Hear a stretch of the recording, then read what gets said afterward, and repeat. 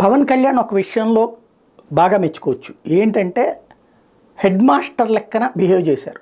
వాస్తవంగా government school students లాంటోళ్ళు Pavan Kalyan fans ఎవరి మాట వినరు, తమ మాట తామే అసలు వినరు.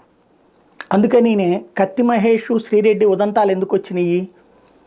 అభిమానులు వాళ్ళని అంటే వాళ్ళు ఏదో అన్నారు, దానికి అభిమానులు వాళ్ళ మీద రెచ్చిపోవడం, దానికి వాళ్ళు రోజు టీవీ ఛానళ్ళలో ఇంటర్వ్యూలు ఇవ్వడం వలన, సోషల్ మీడియాలోకి రావడం వలన అదంతా జరిగింది. వాస్తవంగా అదేమన్నా పవన్ కళ్యాణ్ చెప్పి చేయించాడా? పవన్ కళ్యాణ్కి వాళ్ళ మీద సింపతి ఉంటుంది, ఏది అభిమానుల మీద. కానీ పవన్ కళ్యాణ్ అలాంటివి అనిపించే రకం కాదు, నాగబాబు అట్లాంటిది అనిపించే రకం కాదు.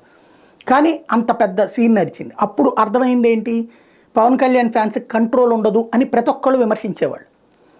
దాంతోపాటు 2018లో చంద్రబాబు నాయుడిని వదిలిపెట్టి పవన్ కళ్యాణ్ వచ్చాక ఆ టైంలో ఇక పవన్ ఫ్యాన్స్ని గురించి చాలా రకరకాల తెలుగుదేశం మీడియా హైలైట్ చేస్తూ వచ్చింది.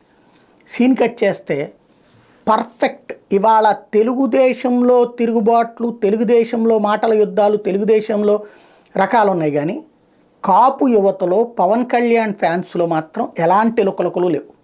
చాలా స్ట్రాంగ్గా నిలబడి ఉన్నారు. పవన్ కళ్యాణ్ ఏం చెప్తే అది. ఇంతకుముందు సగం సీట్లు కోరుకుంటున్నటువంటి వాళ్ళు ఇప్పుడు 25 ఇచ్చినా 10 ఇచ్చినా సర్దుకోవడానికి సిద్ధంగా ఉన్నారు. పవన్ కళ్యాణ్ చేసేది ఏదైనా సరే ఆయన ముఖ్యమంత్రి అవుతాడు భవిష్యత్తులో, ఇప్పటికి తెలుగుదేశాన్ని దారికి తెచ్చాడు, రేపు పొద్దున ఆయనే ముఖ్యమంత్రి అవడానికి దారికి తేగలడు అనేటువంటి ఒక కాన్ఫిడెన్స్ క్రియేట్ చేయడంలో.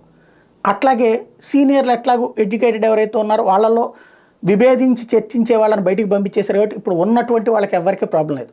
ఓవరాల్గా పవన్ కళ్యాణ్కి అంటే కరెక్ట్ అని, అంటే రాంగ్ అని పర్ఫెక్ట్గా నమ్మేటటువంటి విధంగా తన క్యాడర్ని తయారు చేసుకోగలిగారు. అందుకు ఏది ఏళ్ల తరబడి ఉన్నటువంటి అన్కంట్రోల్డ్ సిచ్యుయేషన్ నుంచి పూర్తి కంట్రోల్లోకి తీసుకొచ్చుకోవడం అన్నటువంటి పవన్ కళ్యాణ్ సాధించినటువంటి అతిపెద్ద విజయం.